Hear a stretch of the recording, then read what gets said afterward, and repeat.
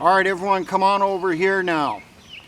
Now you've been issued your gear, issued your weapons, issued your uniforms, or at least what we have on hand that we can give to you. A couple people showed you how to put the stuff together, explained to you some of the basics on your gear. You'll get trained on using your weapons later today. My name is Sergeant Ash. That's what you can refer to me as. That's not my actual name, but that's my call sign here. I was in the National Guard. I defected to this unit not long after the war began. I can explain to you later my reasons why and what all happened if you're in my squad once you're done with training. I'm in charge of the heavy weapons squad over in 2nd Platoon. Now we've learned we have to explain to you what food is available to you so you get an idea on what it is, what you're supposed to get, and you can figure out how to prepare it. You will be taught how to prepare this stuff. And you know, it's no guarantee you're going to get this stuff all the time. There's only so much of it that this unit had set aside before the conflict began. Now, a lot of you probably figured before you got here, you're going to be living off of MREs. You're going to be getting MREs all the time.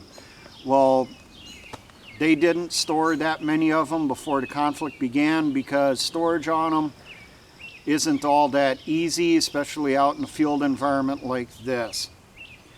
We don't capture that many of them off the enemy because they have gone to a just-in-time inventory system, which means when the next meal comes up, their patrol leader puts in the call on the radio, helicopter comes out, drops off just the right number of MREs they need, and jugs of water for them to have their meal, and then takes the empty jugs of water or jugs from the water with them when they leave. But if you do, how it works out in this unit, if you do capture loose MREs or inside the enemy's bags after you clear a kill zone or after a battle, you can take them, you can include them inside your gear, take what you can, pass off the rest to everyone else. Now, we do capture some full cases once in a while, usually when we hit the logistics convoys. Those full cases get turned over to company supply. Company supply will issue those out to the platoons when they leave base camps to go out and do operations. You get given as many as you can carry and what we have on hand. Sometimes you're lucky if you get one when you go out to do operations. Other times we got more than enough of them. Now when you get sent into an area of operations, we usually do have some caches out there that we can fall back on and supply ourselves with. How much food is there? It varies. Some of those caches are a week, some are 2 weeks, some are set for 30 days. And this is generally what was packed per person per day.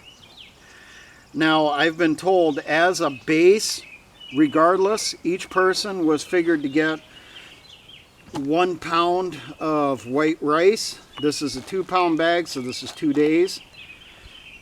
And each person was supposed to get half a pound of dried beans, peas, or lentils per day. This is a 2-pound bag. There are some 1-pound bags out there, so this is technically 4 days. That food primarily is used at the base camp or back at your patrol base. Your platoon cook will be the one that's handling this stuff. But sometimes it works out where you go out on a mission, you might be given a bag of beans, a couple bags of rice, and you're going to have to know how to prepare that stuff for yourself.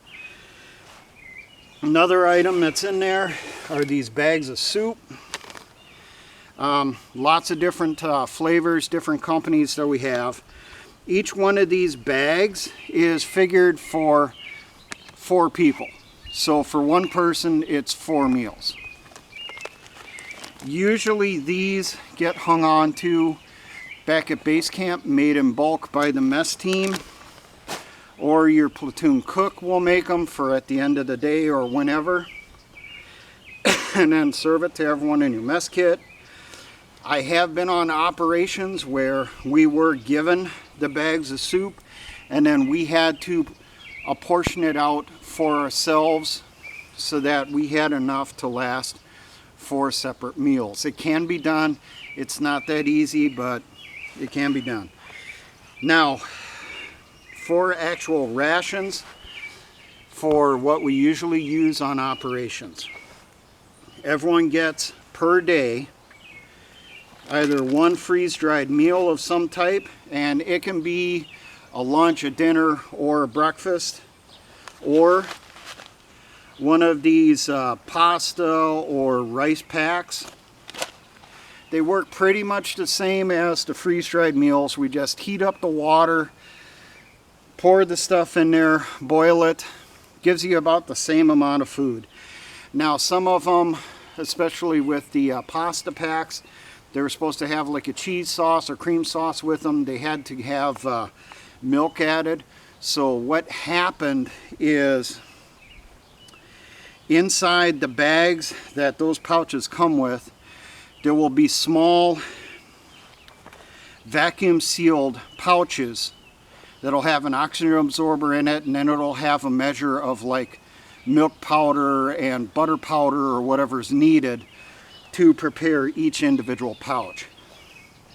Each one of the bags that these come in, there's usually 6 meals inside that pack, so there would be 6 packs of the dried milk or that stuff, so that there's one for each. You also are allotted 2 packs of ramen noodles per day. Use at base camp, use at patrol base, or used out on mission if there's time and you don't have enough of these meal packs up here. You are also allotted per day 1 soup pouch, and the types we have are usually chicken noodle, onion soup, or there's a tomato noodle type soup in some of the cases too. You also get 1 pack of flavored oatmeal per day. Now what we usually do, we save these 2 items up. So then for a meal, we'll have 2 of the oatmeal packs, and then for a different meal, we'll have 2 of these pouches of soup. That makes a decent meal. It'll fill you up some. Calorie-wise, not so much, but as long as you have a full belly. You also get allotted to you per day 2 drink pouches. The most common ones that you will come across are tea mixes, lemonade, and fruit punch. You also get 1 hot tea pouch or a cocoa pouch, or there are some apple cider mixes out there too. Usually we save these up for when it gets cold. So by the time fall would come around, you're going to have a bunch of them inside your rucksack that you can use to hydrate over winter. Now we also have inside the cases, it was planned for 1 pack of some type of veggie per day. So there are some of these occasionally, but I was told these were real expensive, so there's not that many. Some packages of freeze-dried veggies. And I see more of these in the pouches or in the cases. Vegetable recipe mix. It's just dehydrated veggie pack, and we usually add those into, say, the individual soup pouches or inside our ramen noodles. Or if we do have to make our own rice and bean meals, a lot of times we'll add those veggies into it too. Now you're also allotted 3 bouillon cubes per day. Those usually get hung onto by the cook, either back at the base camp or back at your patrol base, and then those are used for flavorings with the rice and the beans. Let's see, what else do we have available? Oh, something you will come across. There are things that are called S cases or surprise cases. Usually there's one of those per set of caches, one per week, one per 2 weeks, usually 2 of them or 3 of them for a 30-day. And inside that is pretty much anything. There can be extra freeze-dried pouches in it, extra ramen, extra veggies, extra soups, whatever. I remember last month when we were out doing operations, the case that we came across in the cache we opened up for operations in that AO, inside that case were a bunch of pouches of jalapeno cornbread mix. And then there was also some packages of Bisquick mix. We also got a bunch of Mountain House dessert packs too. So we were eating pretty good in that AO when we were doing operations. Now, if you got any questions on how to prepare some of this stuff, you can ask Corporal Brock over there. Otherwise, you will be taught this when you join your squad, especially when it comes to this stuff. You will have to learn how to make fish traps, how to put out trot lines, how to put out snares for small game, how to clean fish, how to clean small game, how to clean a deer. You're also going to have to learn how to forage. What plants are edible? If you don't learn that stuff, you are going to be hungry a lot of time. It's not uncommon that we do add some wild edibles and some game and fish that we're able to get a hold of. We add that to what we have here to supplement it, to pad it out some. Winter, it got kind of tough, obviously. That was when we did eat a lot more of the larger game, which was few and far between.